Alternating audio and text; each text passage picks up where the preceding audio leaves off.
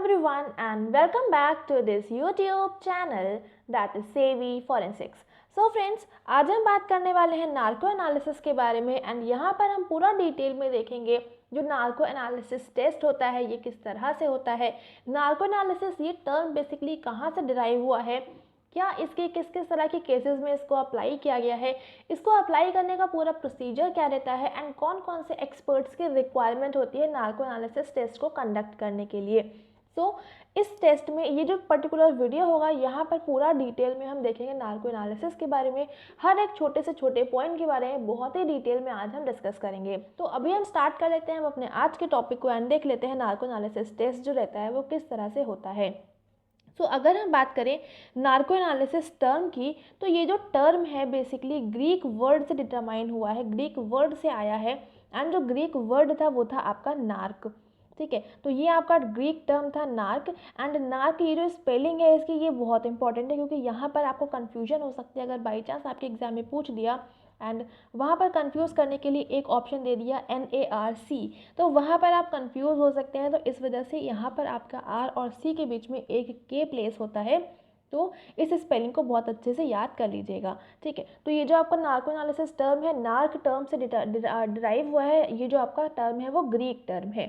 इसके अलावा ये जो आपका नार्क है इसका मतलब होता है एनेस्थीसिया या फिर टॉर्पर। टॉर्पर या फिर एनेस्थीसिया के मीनिंग की अगर हम बात करें तो जो आपका मेंटल इनएक्टिविटी की स्टेज होती है, दैट मीन्स जो आपके माइंड की एबिलिटी होती है कुछ भी थिंक करने की, कोई भी चीज़ सोचने की, समझने की, तो वो एक्टिविटी को रिप्रेस कर दिया जाता है। तो वो मतलब होता है आपके एनेस्थीसिया या फिर टॉर्पर का। ठीक है, बेसिकली यहाँ पर क्या करते हैं, एक होती है आपकी कॉन्शियस स्टेट जहाँ पर आपको पता होता है कि आप क्या कर रहे हैं क्या नहीं कर रहे हैं, आपको क्या बोलना है क्या नहीं बोलना है। दूसरी होती है अनकॉन्शियस स्टेट जहाँ पर आपकी कोई भी बॉडी का पार्ट किसी भी तरह से वर्क नहीं कर रहा होता है, आप अनकॉन्शियस स्टेट में होते हैं, उस कंडीशन में आपका माइंड कोई भी वर्किंग नहीं कर रहा होता है। ठीक है, तो इनके बीच की जो स्टेट होती है वो होती है सेमी कॉन्शियस स्टेट, जहाँ पर आपकी बॉडी रिएक्ट तो कर रही होती है, किसी भी क्वेश्चन का आंसर तो कर रही होती है, लेकिन उस स्टेट में क्या होता है आपके माइंड की इतनी एबिलिटी नहीं होती है कि वो अपने आप से कोई भी चीज़ें सोच के जो भी आपकी आंसर्स हैं उनको मैनिपुलेट कर पाए। ठीक है, तो ये आपका बेसिक सा मतलब होता है मेंटल इनएक्टिविटी का, आपका एनेस्थीसिया या फिर टॉर्पर का। ठीक है, इसके अलावा अगर हम बात करें तो बेसिकली जो आपका नार्को एनालिसिस टेस्ट है ये यूज़ किया जाता है to describe a diagnostic and psychotherapeutic technique. Psychotherapeutic technique मतलब जो आपका साइकोलॉजी का साइको है एंड थेरापेटिक मतलब जो आपका थेरापेटिक वाली, जैसे कि आपका कोई भी केमिकल होते हैं, ड्रग्स होते हैं, जो आपके इस तरह के ट्रीटमेंट्स होते हैं जो आपकी साइकोलॉजी से रिलेटेड होते हैं, तो वो सारे की सारी जो टेक्निक होती हैं जो आपकी डायग्नोस्टिक होती है तो उसका यूज़ करा जाता है, जिसमें साइकोट्रोपिक ड्रग्स का यूज़ करते हैं, पर्टिकुलरली से बार्बिट्यूरेट्स का यूज़ किया जाता है इनसेंसिबिलिटी को इंड्यूस करने के लिए, जिससे कि जो आपकी रिप्रेस्ड फीलिंग्स होती हैं उनको एक्सप्रेस किया जा सके। बेसिकली कई बार क्या होता है कि आप कुछ छुपाने के लिए कुछ फीलिंग्स को, कुछ जो भी बातें होती हैं उनको आप छुपाने के लिए कुछ नहीं बोलते हैं, तो वही सारी बातों को सामने लाने के लिए इस तरह के टेस्ट का परफॉर्मेंस किया जाता है। इसके अलावा ये जो आपका टेस्ट होता है इसको हम ड्रग हाइप्नोसिस कह सकते हैं, इसको हम ट्रुथ सीरम टेस्ट कह सकते हैं, या फिर इसको कॉम्बिनेशन ऑफ हाइप्नोसिस या फिर नार्कोसिस भी कह सकते हैं। तो ये सारे इसके नाम होते हैं, drug hypnosis, truth serum test, combination of hypnosis या फिर नार्कोसिस। तो ये सारे के सारे नाम भी काफ़ी ज़्यादा इंपॉर्टेंट हैं, तो इनके बारे में भी आपको पता होना चाहिए। ठीक है, एंड अभी हम आगे मूव करते हैं एंड यहाँ पर हम बात कर लेते हैं जो इसकी हिस्ट्री है। बेसिकली जो आपका नार्को एनालिसिस टेस्ट है इसका ओरिजिनेशन कहाँ से हुआ है इसके बारे में। ठीक है, तो यहाँ पर अगर हम देखें जो आपका नार्को एनालिसिस टर्म है ये एक साइंटिस्ट थे हॉर्सले, इन्होंने डिटरमाइन किया था, इन्होंने ये नाम दिया था। इसके अलावा जो आपके नार्को एनालिसिस के फादर माने जाते हैं वो होते हैं आपके Robert Ernest House. Robert Ernest House जो हैं ये आपके नार्को एनालिसिस के फादर हैं। ठीक है, then it first reached in mainstream in 1922 when Robert House, a Dallas, Texas obstetrician, used the drug scopolamine on 2 prisoners. So basically जो आपके रॉबर्ट हाउस थे इन्होंने क्या किया था, इन्होंने जो 2 प्रिजनर्स थे उनकी बॉडी में एक ड्रग को इंजेक्ट किया था, वो ड्रग का नाम था आपका स्कोपोलामीन। इसको इंजेक्ट किया था 1922 में। उसी के बाद से जो आपका नार्को एनालिसिस है ये आपका मेन स्ट्रीम में आया, मतलब ये सबके सामने आया। ठीक है। 1922 में फर्स्ट टाइम इसको यूज़ किया गया था यूएस में क्रिमिनल इन्वेस्टिगेशन के पर्पज़ से। Then it is widely used in 1940, मतलब 1922 में तो इसका जो है नाम आ गया था कि हाँ इस तरह का कोई टेस्ट परफॉर्म किया जाता है। ये टेस्ट आपका रॉबर्ट हाउस ने किया था, 2 प्रिजनर पे किया था, एंड इसके लिए इन्होंने जो आपका ड्रग का यूज़ किया था वो था आपका स्कोपोलामीन। ठीक है, तो ये सारे के सारे कुछ इंपॉर्टेंट पॉइंट्स इनको बहुत अच्छे से याद रखिएगा। एंड जो आपका नार्को एनालिसिस वाइडली यूज़ में आया था वो आपका 1940 में आया था। तो यहाँ पर जितने भी पॉइंट्स हैं वो सारे के सारे बहुत इंपॉर्टेंट है, तो उनको बहुत अच्छे से पढ़िएगा।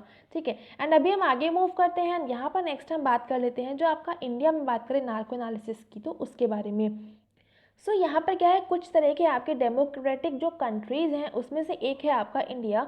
तो यहाँ पर आपका जो नार्को एनालिसिस टेस्ट है ये अभी भी यूज़ किया जाता है, एंड काफ़ी सारी कंट्रीज़ ऐसी भी हैं जहाँ पर इसको परफॉर्म करना बैन किया गया है। ठीक है, लेकिन इंडिया में अभी भी इसको यूज़ किया जाता है। In India this test is conducted in Bangalore and Gujarat FSL। ये जो आपका नार्को एनालिसिस टेस्ट होता है बेसिकली बैंगलोर एंड गुजरात की जो FSL है वहीं पर इसको किया जाता है। इसके अलावा इस टेस्ट को अगर आपको करवाना है तो उसके लिए आपको कोर्ट की परमिशन की ज़रूरत होती है। अगर कोर्ट ने परमिट नहीं किया है तो आप इस टेस्ट को परफॉर्म नहीं कर सकते। इसके अलावा कोर्ट ने परमिट तो कर दिया, लेकिन जिस इंडिविजुअल के ऊपर करना है नार्को एनालिसिस टेस्ट, अगर वो इंडिविजुअल ही मना कर देता है कि मुझे ये टेस्ट नहीं करवाना है, वो परमिट नहीं करता है कि ये टेस्ट आप कर सकते हैं उसकी बॉडी पे, तो उस कंडीशन पे भी आप इस टेस्ट को नहीं कर सकते हैं। क्योंकि जब तक एक फॉर्म जो रहता है नार्को एनालिसिस टेस्ट को करने से पहले जो भी इंडिविजुअल इस पर आपको परफॉर्म करना होता है ये टेस्ट, उसका एक कंसेंट चाहिए होता है, एक फॉर्म रहता है, उस पर उसके सिग्नेचर चाहिए होते हैं। तो अगर वो अपनी खुद की परमिशन नहीं देता है तब तक आप उस टेस्ट को उसके ऊपर नहीं कर सकते हैं। ठीक है, तो आपको एक तो कोर्ट की परमिशन चाहिए, दूसरा जिस इंडिविजुअल पर करना है उस इंडिविजुअल की परमिशन चाहिए। तो अगर ये दोनों लोग परमिट करते हैं उसके बाद में ही आप इस टेस्ट को परफॉर्म कर सकते हो। ठीक है, then it helps in extracting hidden information relevant to crime. तो ये क्या करता है, जो टेस्ट होता है बेसिकली जो हिडन इन्फॉर्मेशन होती है किसी भी क्राइम से रिलेटेड, उसको सामने निकालने के लिए, उसको एक्सट्रैक्ट करने के लिए इस तरह के टेस्ट को किया जाता है। एंड इसमें क्या रहता है, जो इनोसेंट पर्सन्स होते हैं, बेसिकली कुछ लोग होते हैं कि ज़बरदस्ती का उनको फंसाया जा रहा होता है, तो इस टेस्ट की हेल्प से आप इनोसेंट पर्सन्स को भी एलिमिनेट कर सकते हैं। ठीक है, तो ये होता है कुछ आपके इंपॉर्टेंट पॉइंट्स आपके नार्को एनालिसिस से रिलेटेड। एंड अभी हम आगे मूव करते हैं एंड यहाँ पर हम बात कर लेते हैं बेसिकली जो आपका नार्को एनालिसिस टेस्ट है इसका बेसिक प्रिंसिपल क्या है। तो अगर हम बात करें नार्को एनालिसिस की, तो इसमें क्या करते हैं, इमेजिनेशन जो होती है किसी भी पर्सन की जिसका यूज़ करते हुए वो इंडिविजुअल झूठ बोलता है, तो उसमें क्या रहता है, तो उस टेस्ट का यूज़ करते हुए उस सब्जेक्ट की इमेजिनेशन को ही न्यूट्रलाइज कर दिया जाता है। मतलब कि उस इंडिविजुअल की जो सोचने की पावर होती है उसको पूरी तरह से ख़त्म कर देते हैं, उसको न्यूट्रलाइज कर देते हैं। तो इससे क्या रहता है, वो इंडिविजुअल जो होता है आपकी सेमी कॉन्शियस स्टेट में आ जाता है। इसके बाद में इस स्टेट में क्या होता है कि कोई भी इंडिविजुअल का झूठ बोलना बहुत ही ज़्यादा मुश्किल हो पाता है, क्योंकि उस कंडीशन में वो कोई भी कहानियाँ, ज़बरदस्ती की कहानियाँ, बिना मतलब की स्टोरीज़ नहीं क्रिएट कर सकता है, क्योंकि उसके लिए उसको अपने इमेजिनेशन की रिक्वायरमेंट होगी। एंड इमेजिनेशन के जो न्यूरॉन्स होते हैं उनको ही पहले से ही डिप्रेस कर दिया गया है, उनको पहले से ही रिप्रेस कर दिया जा चुका होता है। तो इस स्टेट में झूठ बोलना बहुत ही ज़्यादा डिफ़िकल्ट हो जाता है। ठीक है, तो ये तो हो गया कि आपने इंड्यूस कर दिया जो भी आपका केमिकल था, जो भी ड्रग था, तो उससे वो इंडिविजुअल झूठ नहीं बोल पाया। तो ये होता है आपका एक बेसिक सा प्रिंसिपल नार्को एनालिसिस का। And then efforts are made to obtain probative truth about the crime because it is not 100% accurate। ये जो आपका टेस्ट होता है इसको हम 100% एक्यूरेट नहीं कह सकते हैं, लेकिन फिर भी ये जो आपका टेस्ट होता है परफॉर्म किया जाता है। देन अभी हम आगे मूव करते हैं, यहाँ पर हम नेक्स्ट बात कर लेते हैं जो आपकी एक्सपर्ट्स की टीम की रिक्वायरमेंट होती है। बेसिकली वो कौन कौन से एक्सपर्ट्स होते हैं जिनकी रिक्वायरमेंट होती है इस तरह के टेस्ट को परफॉर्म करने के लिए। तो सबसे पहले यहाँ पर आपको रिक्वायरमेंट होती है एक फोरेंसिक साइकोलॉजिस्ट की। जो आपका फोरेंसिक साइकोलॉजिस्ट एंड साइकियाट्रिस्ट होता है, इनकी रिक्वायरमेंट होती है जो भी आपका इंडिविजुअल जिस पे आप नार्को एनालिसिस टेस्ट को कर रहे हो उससे क्वेश्चन आंसर करने के लिए इन दोनों लोगों की रिक्वायरमेंट होती है। देन आपका फिजिशियन जो भी आपका डॉक्टर होता है, तो वो उसकी हेल्थ को चेक करता है पूरी तरह से कि उसको कोई भी प्रॉब्लम ना क्रिएट हो। देन एनेस्थेटिस्ट जो आपका इंडिविजुअल वो होता है जो ड्रग को, जो भी इंडिविजुअल है जिसके ऊपर नार्को एनालिसिस टेस्ट करना है, तो उसकी बॉडी में जो आपका ड्रग रहता है उसको इंड्यूस कराता है, उसको इंजेक्ट करता है। इसके अलावा जो आपका ऑडियो वीडियोग्राफर रिक्वायरमेंट होती है पूरी की पूरी, जहाँ पर भी ये टेस्ट हो रहा होता है तो वहाँ पर पूरी तरह से आपका वीडियोग्राफी होती है, पूरी ऑडियो रिकॉर्डिंग होती है। तो जितनी भी पूरी प्रोसेस होती है तो वहाँ पर ये सारे के सारे टेस्ट कंटिन्यू करे जाते हैं। एंड साथ में जो भी आपका डॉक्यूमेंटेशन होता है, पूरा जितना भी वहाँ पर पूछा जा रहा है, जो आंसर दिया जा रहा है, जो कुछ भी वहाँ पर हो रहा है, तो उसका पूरा डॉक्यूमेंटेशन भी होता है, ऑडियो रिकॉर्डिंग भी होती है, वीडियो रिकॉर्डिंग भी होती है। तो ये सारी की सारी आपके एक्सपर्ट्स की रिक्वायरमेंट होती है। जब तक ये सारे के सारे नहीं अवेलेबल हैं तब तक आप नार्को एनालिसिस टेस्ट को परफॉर्म नहीं कर सकते हो। ठीक है, तो ये तो हो गई आपकी टीम ऑफ एक्सपर्ट्स। एंड अभी आगे हम मूव करते हैं एंड यहाँ पर हम देख लेते हैं कि जो आपका टेस्ट होता है इससे कितने प्रोसीजर होते हैं।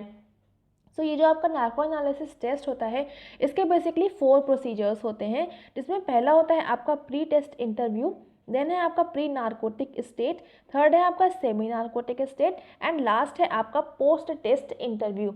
तो यहाँ पर ये 4 आपके स्टेप्स होते हैं जिसके थ्रू आपका नार्को एनालिसिस टेस्ट को परफॉर्म किया जाता है। सो ये तो हो गई आपकी बेसिक्स। एंड अभी हम आगे मूव करते हैं एंड यहाँ पर इनके बारे में पूरा डिटेल में देख लेते हैं। सो यहाँ पर अगर हम बात करें प्री टेस्ट इंटरव्यू की, तो इसमें क्या होता है, जो आपका जिस भी इंडिविजुअल पे आपको नार्को एनालिसिस टेस्ट करना है तो यहाँ पर उस इंडिविजुअल से पूछा जाता है एंड उस इंडिविजुअल को पूरे के पूरे प्रोसीजर के बारे में बताया जाता है कि इस टेस्ट में ऐसा ऐसा होना है। एंड सारा का सारा इन्फॉर्मेशन उसको देने के बाद में उस इंडिविजुअल से उनकी परमिशन चाहिए होती है, रिटन परमिशन चाहिए होती है। तो अगर वो परमिट कर देते हैं, रिटन परमिशन दे देते हैं, तो उस कंडीशन में आप उन पर नार्को एनालिसिस टेस्ट कर देते हो। एंड वहाँ पर अगर वो रिजेक्ट कर देते हैं तो आप वो टेस्ट को नहीं कर सकते हो। ठीक है, तो ये तो हो गया आपका pre test interview. Pre test interview के बाद में आपका आता है प्री नार्कोटिक स्टेट। तो यहाँ पर क्या होता है, जो आपके एनेस्थेटिस्ट थे वो क्या करते हैं, नार्को जो आपका ड्रग यूज़ होता है उसको इंड्यूस करते हैं। ड्रग कौन सा यूज़ होता है उसको भी हम आगे बात करेंगे। बेसिकली नार्को एनालिसिस के लिए जो आपका ड्रग यहाँ पर यूज़ करा जाता है उसको इंड्यूस करा जाता है आपकी प्री नार्कोटिक स्टेट में। एंड इसमें क्या रहता है, मेंटेन करी जाती है प्री नार्कोटिक स्टेट पूरे के पूरे इंटरव्यू के टाइम पर। इतनी डोज इंडिविजुअल में इंड्यूस करी जाती है कि जितना टाइम की रिक्वायरमेंट होती है उतने टाइम तक आपकी प्री नार्कोटिक स्टेट बनी रहे। ठीक है, then drug is injected till the person appears relaxed and in a state of good contact. मतलब जो आपकी ड्रग की जो डोसेज रहती है उसको धीरे धीरे करके आपकी बॉडी में इंड्यूस कराया जाता है एंड उसको तब तक डालते रहते हैं जब तक आपकी जो भी इंडिविजुअल है वो आपका पूरी तरह से रिलैक्स कंडीशन में आ नहीं जाता है, तब तक उसको इंड्यूस करते हैं। ठीक है, तो अभी हम आगे मूव करते हैं एंड यहाँ पर देख लेते हैं कि जो आपकी ड्रग की डोसेज होती है वो क्या रहती है। सो बेसिकली यहाँ पर 3 ग्राम ऑफ सोडियम पेंटोथल और सोडियम एमाइटल, ये 2 आपके केमिकल्स होते हैं, इनमें से कोई भी आप यूज़ कर सकते हो। चाहो तो आप सोडियम पेंटोथल यूज़ करो या फिर सोडियम एमाइटल यूज़ करो, दोनों में से आप कोई भी यूज़ कर सकते हो। उसका आपको 3 ग्राम लेना होता है जिसको आपको 3000 ml डिस्टिल्ड वाटर में डिज़ोल्व करना होता है। इसके बाद में इसको आपको इस जो भी आपका ये सॉल्यूशन होता है इसको आपको जो भी इंडिविजुअल होता है उसकी बॉडी में इंट्रावेनसली एडमिनिस्टर करना होता है। मतलब इंट्रावेनसली जो आपकी वेन्स होती हैं उनमें इंड्यूस कराना होता है, उसमें इंजेक्ट कराना होता है। एंड साथ में जो 10% डेक्सट्रोज होता है इसका भी यूज़ किया जाता है। मतलब 3 ग्राम इसका सॉल्यूशन 3000 ml में एंड साथ में 10% ऑफ डेक्सट्रोज को भी यूज़ किया जाता है। इनको मिक्सचर आपको बॉडी में इंड्यूस कराया जाता है जिससे 3 घंटे से ज़्यादा तक के लिए आप प्री नार्कोटिक कंडीशन को बनाए रख सकते हैं एंड जिससे आपका हाइप्नोसिस इंड्यूस होती है। ठीक है, जो आपका सोडियम एमाइटल होता है इसके कुछ अदर नाम भी होते हैं, जैसे कि एक होता है आपका एमोबार्बिटल एंड एमाइलोबार्बिटोन। ठीक है, तो ये आपकी स्पेलिंग गलत है, ये आई नहीं होगा, ये एमाइलोबार्बिटोन होगा। सोडियम एमाइटल के 2 नाम हैं, एमोबार्बिटल एंड एमाइलोबार्बिटन। ठीक है, देन आपका जो सोडियम पेंटोथल होता है इसके भी 2 नाम होते हैं। ये क्या होते हैं, एक होता है थायोपेंटल एंड दूसरा होता है थायोपेंटोन। तो ये दोनों के दोनों नाम आपके बहुत इंपॉर्टेंट हैं। जो आपके सोडियम एमाइटल है एंड जो सोडियम पेंटोथल है इसके जो अदर नेम्स हैं ये बहुत इंपॉर्टेंट है। यहाँ से आपके एग्जाम में डायरेक्टली क्वेश्चन बन सकता है। एंड यहाँ पर आप ये डायग्राम देख रहे हैं, ये बेसिकली केमिकल स्ट्रक्चर है आपके सोडियम एमाइटल का। ठीक है, सोडियम एमाइटल का ये आपका केमिकल स्ट्रक्चर है, तो उसको आप देख सकते हैं। वैसे इतनी कोई रिक्वायरमेंट नहीं है पर फिर भी मैंने यहाँ पर आपको लगा दिया है, तो आप चाहें तो इसको देख सकते हैं। ठीक है, तो ये तो हो गया आपका ड्रग के बारे में। एंड अभी हम आगे मूव करते हैं, यहाँ पर कुछ और भी पॉइंट्स हैं। सो बेसिकली ये जो आपका ड्रग होता है ये यूज़ किया जाता है by psychiatrist in controlled condition on the subject to put him और her in the state of semi sleep so he is neither fully conscious और नॉन अनकॉन्शियस। ठीक है, तो ये तो मैंने आपको ऑलरेडी बता ही दिया है। इसके अलावा जो यहाँ पर डोसेज होती है, एक तो वो है पूरा का पूरा 3 ग्राम को 3000 ml में आपने डिजोल्व कर लिया, एंड उसके अलावा 10% डेक्सट्रोज की रिक्वायरमेंट होती है। उसके अलावा ये जो आपकी डोसेज होती है हर एक इंडिविजुअल टू इंडिविजुअल वेरी करती है, मतलब जो भी पर्सन की सेक्स है, मतलब वो मेल है या फीमेल है, उनकी एज क्या है, उनकी हेल्थ कैसी है, उनकी फिजिकल कंडीशन कैसी है, तो इस पर भी आपकी डोसेज डिपेंड करती है। एंड अगर डोसेज में थोड़ा सा भी ऊपर या नीचे हो जाता है तो आपको बहुत ही ज़्यादा प्रॉब्लम क्रिएट हो सकती है, हो सकता है उस इंडिविजुअल की डेथ तक हो जाए। तो इसी वजह से जब डोज दी जाती है तो बहुत ही ज़्यादा केयर के साथ में बिल्कुल पूरी तरह से पूरा प्रॉपर चेक करने के बाद में ही दिया जाता है। तो इसी वजह से अगर जो भी इंडिविजुअल होता है वो मना कर देता है इसी डर की वजह से, तो आप इस टेस्ट को परफॉर्म नहीं कर सकते हो। तो इसी वजह से कई बार कई सारी कंट्रीज़ में इस टेस्ट को बैन भी किया हुआ है। एंड ये वाला जो टेस्ट होता है बहुत ही रेयर कंडीशन में अप्लाई किया जाता है। ठीक है, तो ये तो हो गया। एंड अभी हम आगे मूव करते हैं। एंड यहाँ पर बेसिकली जो आपका अंदर जाने के बाद में जो आपका सोडियम एमाइटल होता है इसके बारे में बताइए कि जब ये आपकी बॉडी में इंजेक्ट करा दिया जाता है उसके बाद में क्या क्या इसका प्रोसीजर रहता है। सो बेसिकली जो आपका सोडियम एमाइटल होता है ये एक तरह का बारबिट्यूरेट होता है। सोडियम एमाइटल एक तरह का आपका बारबिट्यूरेट होता है जो क्या करता है, आपके जो न्यूरोनल मेम्ब्रेन होता है, जो कि आपको उन सारे मेम्ब्रेन को क्या करता है, परमिएबल बना देता है क्लोराइड आयंस के लिए।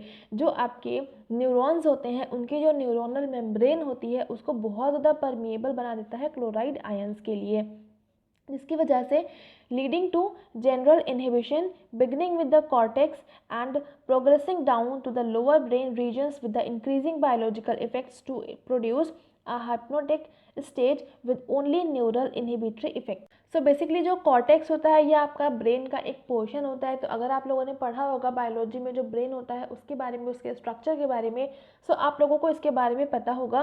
तो यहाँ पर जो इसकी स्टार्टिंग होती है, हाइप्नोटिक कंडीशन की जो स्टार्टिंग होती है वो कॉर्टेक्स से होती है एंड फिर धीरे धीरे करके वो अंदर तक जाता है। तो जैसे जैसे वो अपने जो ब्रेन के लोअर रीजन्स होते हैं वहाँ तक पहुँचता है तो वैसे वैसे धीरे धीरे करके आपकी जो हिप्नोटिक स्टेट होती है वो पूरी आपकी बॉडी में स्टार्ट होने लगती है। एंड सारे के सारे जो भी न्यूरल इनहिबिटरी इफेक्ट होते हैं बस वही कॉज करता है ये पर्टिकुलर आपका जो ड्रग है ये। ठीक है, सो ये हो गया। एंड इसमें बेसिकली बहुत कुछ है नहीं समझने को, बस यहाँ पर यही आपको पता होना चाहिए। जो सोडियम एमाइटल होता है ये आपका एक तरह का बारबिट्यूरेट है जिसको हम थायोपेंटल सोडियम भी कहते हैं। ये आपके जो क्लोराइड आयंस होता है इसमें इनके परमिएबिलिटी को बढ़ा देता है न्यूरोनल मेम्ब्रेन में। एंड साथ में ये आपका कॉर्टेक्स से स्टार्ट होता है and processing down to lower brain regions. ठीक है, तो ये कुछ आपके इंपॉर्टेंट पॉइंट्स हैं। एंड बेसिकली ये जो होता है ड्रग होता है आपके सिर्फ न्यूरल इनहिबिटरी इफेक्ट को ही कॉज करता है। तो जितने भी मैंने सर्कुलर कर दिया है ये सारे आपके कुछ इंपॉर्टेंट पॉइंट्स है तो ये आपको पता होना चाहिए। ठीक है, एंड अभी हम आगे मूव करते हैं। यहाँ पर हम बात कर लेते हैं अपनी नेक्स्ट स्टेट की, सेमी नार्कोटिक स्टेट की। तो यहाँ पर क्या होता है, जब आपका प्री नार्कोटिक स्टेट कंप्लीट हो जाती है, मतलब आपने इंजेक्ट कर दिया जो भी आपकी डोसेज होती है, उसके बाद में सेमी नार्कोटिक स्टेट को चेक किया जाता है। मतलब कि जो भी इंडिविजुअल है वो अपनी नार्कोटिक स्टेट में है कि नहीं है, मतलब कि वो मतलब फ्लश्ड है। दैट मीन्स वो थोड़ा सा, अगर वो चीज़ कंडीशन होती ना कि आपको धुंधला धुंधला सा दिखने लगता है या फिर हल्का सा लेजीनेस सी लगने लगती है, ब्लरिंग सी लगने लगती है, तो वो होता है आपका flushed. Slowing and slurred speech, मतलब थोड़ा सा लड़खड़ाते हुए बोलना, बिल्कुल क्लियर ना बोल पाना। Then nystagmus observing by testing examinees muscle with fingers, जो इंडिविजुअल की मसल्स होती हैं उनको चेक किया जाता है कि वो पूरी प्रॉपरली वर्किंग कंडीशन में है या नहीं है। तो उनको पूरा पूरा एग्जामिनेशन करने के बाद में ये आपका सेमी नार्कोटिक स्टेट कंप्लीट हो जाती है, जब आपको पता चल जाता है कि हाँ वो पर्टिकुलर जो इंडिविजुअल है उसमें एक हिप्नोटिक स्टेट आ चुकी है एंड कोई भी बाकी की कोई दूसरी प्रॉब्लम क्रिएट नहीं हुई है, तो वो आपकी सेमी नार्कोटिक स्टेट कहलाती है। ठीक है, एंड अभी हम आगे मूव करते हैं। यहाँ पर नेक्स्ट हम बात कर लेते हैं इसके बाद में क्या होता है। तो इसमें आपने इतना चेक कर लिया, इसके बाद में क्या रहता है, जो आपके फोरेंसिक साइकोलॉजिस्ट या फिर जो आपके साइकेट्रिस्ट होते हैं ये अपना इंटरव्यू स्टार्ट करते हैं। इसमें क्या करते हैं, सबसे पहले जो इंडिविजुअल होता है उसको स्लीप करने के लिए बोला जाता है, मतलब वो आराम से सो जाए। सोने के बाद में जब वो अपनी मर्जी से जब खुद उठता है तब उसके बाद में उसका जो टेस्ट होता है वो स्टार्ट किया जाता है। बेसिकली जब वो सोने के बाद में उठता है एंड उठने के बाद में उसको चेक किया जाता है पूरा प्रॉपरली, एंड उसको कॉफ़ी या फिर टी वगैरह पिलाई जाती है जो भी उसकी रिक्वायरमेंट होती है, अगर वो चाहता है तो। एंड अगर वो मना कर देता है तो ऐसी कोई रिक्वायरमेंट, ऐसी कोई बहुत ज़बरदस्ती वाला काम नहीं होता है, बस उनसे पूछा जाता है, ऑफ़र किया जाता है, अगर उनको पीना होता है तो वो पी लेते हैं, ठीक है। इतना करने के बाद में पूरा नार्को एनालिसिस इंटरव्यू स्टार्ट होता है। वहाँ पर सारे के सारे क्वेश्चंस जो भी रिक्वायरमेंट होते हैं कि आपका जो भी होता है तो वो सारा का सारा पूछा जाता है उस पर्टिकुलर केस से। एंड ऐसा नहीं होता है कि जो भी क्राइम है तो वहाँ से डायरेक्टली क्वेश्चन पूछते हैं, वो बेसिकली बहुत ही हल्के से स्टार्ट करते हैं कि मतलब आपका नाम क्या है, आप कहाँ से रहने वाले हैं, फादर का नाम क्या है, मदर का नाम क्या है, तो थोड़े बहुत से इधर उधर के क्वेश्चन पूछने के बाद में फिर धीरे धीरे करके वो क्राइम से रिलेट करते हैं। तो इस तरह से ये आपका इंटरव्यू किया जाता है, यहाँ पे सारे के सारे क्वेश्चंस पूछे जाते हैं। एंड इस पूरे टाइम पर आपकी जो जितना भी आपका टेस्ट चल रहा था स्टार्टिंग से लेकर अब तक का, तो वो पूरी की पूरी आपकी ऑडियो वीडियो रिकॉर्डिंग होती है, एंड साथ में इसको पूरे के पूरे नोट्स भी बनाए जाते हैं। जो पूरा डॉक्यूमेंटेशन होता है, आपकी रिकॉर्डिंग होती है, पूरा ऑडियो की रिकॉर्डिंग होती है, वीडियो की रिकॉर्डिंग होती है, तो वो सारा का सारा आपका मेंटेन किया जाता है। अगर इसमें से एक भी चीज़ कम है या इसमें किसी भी चीज़ में मैनिपुलेशन किया गया है तो वो आपका पूरा का पूरा टेस्ट ही एक तरह से रिजेक्ट कर दिया जाता है, ठीक है। तो इस तरह से आपका कुछ ये नार्को एनालिसिस टेस्ट को परफॉर्म किया जाता है। एंड अभी हम आगे मूव करते हैं, यहाँ पर कुछ और भी पॉइंट्स हैं। तो ये होती है आपकी लास्ट स्टेप, ये होता है आपका पोस्ट नार्कोटिक इंटरव्यू। यहाँ पर क्या करते हैं, जो भी इंडिविजुअल होता है उसकी मेमोरी को चेक करते हैं। मतलब पूरा जब इंटरव्यू हो गया, सब कुछ हो गया, जब आपके जो ड्रग था उसका जो इफेक्ट था वो कम हो गया, उसके बाद में चेक किया जाता है कि बाकी जो इंडिविजुअल है उसको कोई अदर प्रॉब्लम ना क्रिएट हो गई हो, उसकी मेमोरी पे कोई दूसरा असर ना पड़ा हो। तो इसके लिए उसकी मेमोरी को पूरी प्रॉपरली चेक किया जाता है, एंड इंडिविजुअल को अलाउ किया जाता है टू नो व्हाट शी और he has spoken during interview. मतलब ये चेक किया जाता है, उनसे पूछा जाता है कि क्या उनको पता है कि उन्होंने क्या क्या इंटरव्यू के टाइम पर बोला या उनसे क्या क्या पूछा गया। तो ये सारा का सारा उनसे पूछा जाता है। And then individual experience more relax and anxiety free state. तो अगर जो इंडिविजुअल होता है वो पूरी तरह से रिलैक्स फील कर रहा होता है, कोई भी तरह की उसको एंग्जाइटी नहीं होती है, तो जब पूरा का पूरा सही हो जाता है उसके बाद में उनको छोड़ दिया जाता है एंड फिर वो जा सकते हैं। तो ये आपका पूरा का पूरा टेस्ट रहता है नार्को एनालिसिस का। इतने सारे आपके स्टेप्स होते हैं, एंड पूरे के पूरे स्टेप्स जो रहते हैं वो आपके ऑडियो वीडियो रिकॉर्डिंग में पूरा किया जाता है, एंड साथ में जो डॉक्यूमेंट्स होते हैं उनको भी पूरी तरह से मेंटेन करते हैं, ठीक है। तो ये हो गया। एंड अभी हम आगे मूव करते हैं, यहाँ पर हम बात कर लेते हैं रिपोर्ट के बारे में। अभी तक क्या हुआ, यहाँ तक पूरी की पूरी प्रोसीजर कंप्लीट हो गई। पूरा टेस्ट होने के बाद में जो भी आपके नोट्स बने थे, जो भी आपकी ऑडियो वीडियो रिकॉर्डिंग थी, जो भी साइकोलॉजिस्ट के इंटरव्यू के बेसिस पर जो भी रिजल्ट्स आए थे, तो उनको एक रिपोर्ट के फॉर्म में तैयार करना होता है। तो उसमें क्या रहता है, forensic psychologist will prepare the report about the revelations which will be accompanied by a compact disc of audio video recordings. So जो आपकी ऑडियो वीडियो रिकॉर्डिंग्स थी उनसे जो कुछ था वो सारे के सारे वो आपकी जो ऑडियो वीडियो रिकॉर्डिंग्स थी, जो डॉक्यूमेंट्स थे, वो सारे के सारे आपके पूरा रिपोर्ट में प्रिपेयर करके रिपोर्ट में अटैच करके वो आपके कोर्ट में भेजे जाते हैं। एंड इसके अलावा the strength of the revelations if necessary is further verified by subjecting the person to polygraph and brain mapping test. तो इस टेस्ट को करने के बाद में अगर फिर भी कोई डाउट की कंडीशन लगती है तो उसको वेरीफाई करने के लिए, उसको कंफर्म करने के लिए वापस से पॉलीग्राफ टेस्ट या फिर ब्रेन मैपिंग टेस्ट को भी कंडक्ट किया जाता है। जो पॉलीग्राफ टेस्ट क्या होता है, ब्रेन मैपिंग टेस्ट क्या होता है, उनको हम अपने आने वाले वीडियोज़ में समझेंगे, ठीक है। एंड अभी हम आगे मूव करते हैं, एंड यहाँ पर नेक्स्ट हम बात कर लेते हैं कौन कौन से केसेस में इसको अप्लाई किया गया है।